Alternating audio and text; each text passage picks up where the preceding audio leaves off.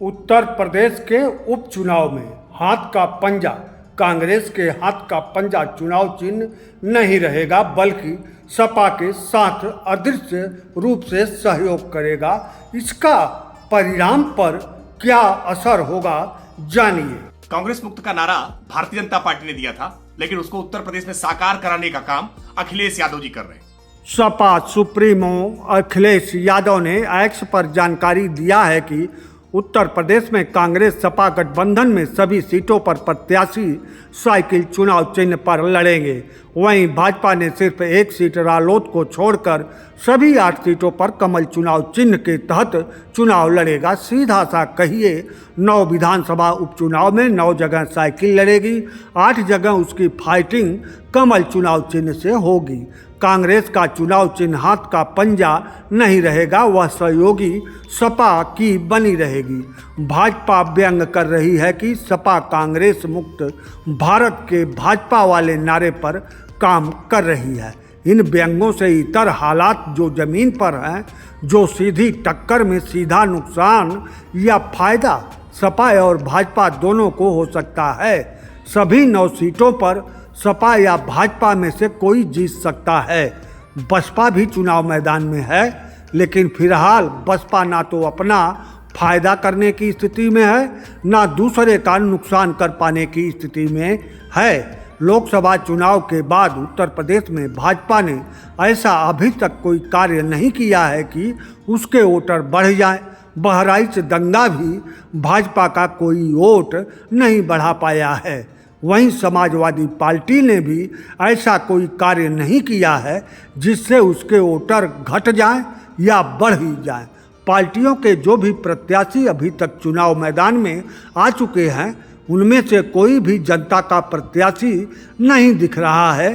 सब प्रत्याशी पार्टियों के जातीय और धार्मिक समीकरण के प्रत्याशी हैं। मझवा विधानसभा उदाहरण स्वरूप देखिए।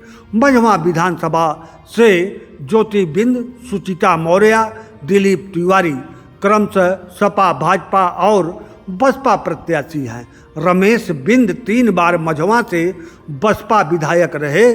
जनता नाराज है कि रमेश बिंद खुद का विकास किए, क्षेत्र का विकास नहीं किए।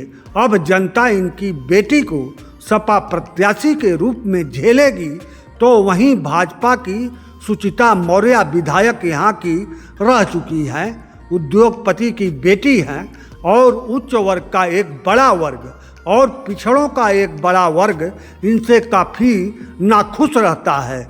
फिर भी भाजपा प्रत्याशी के नाम पर एक बार फिर जनता इन्हें झेलेगी। वहीं बसपा के तिवारी जी को हरिजन पचा नहीं पा रहे हैं, तो ब्राह्मण हाथी चुनाव चिन्ह से ही बिदकते हैं। ऐसे सिचुएशन में भी तो कोई एक जीतेगा ही, जो जनता का नहीं होगा। कुंदर की विधानसभा से भाजपा ने अपने हारे हुए ठाकुर प्रत्याशी को पुनः मैदान में उतारा है। कुंदरकी में ठाकुर मतदाता काफ़ी हैं, तो मुसलमान मतदाता भी काफ़ी हैं। बाहरी मतदाता के नाम पर 15 से 20 हजार मतदाताओं का नाम वोटर लिस्ट से काटा गया है। फिर जो बचे हैं सभी भाजपा के वोटर हैं या भाजपा के विरोधी वोटर हैं, यह अब गिनती के बाद ही पता चलेगा।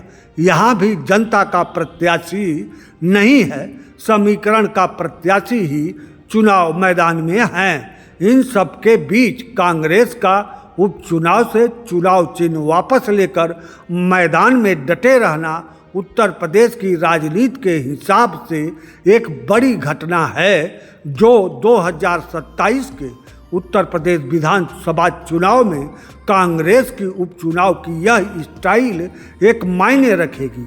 क्योंकि कांग्रेस का उत्तर प्रदेश में कार्यकर्ता नेता भले ही कम संख्या में हों, लेकिन कांग्रेस के वोटर काफ़ी बढ़े हैं, जो लोकसभा चुनाव में सपा की सीटें सीधे तौर पर ज़्यादा कर दिए।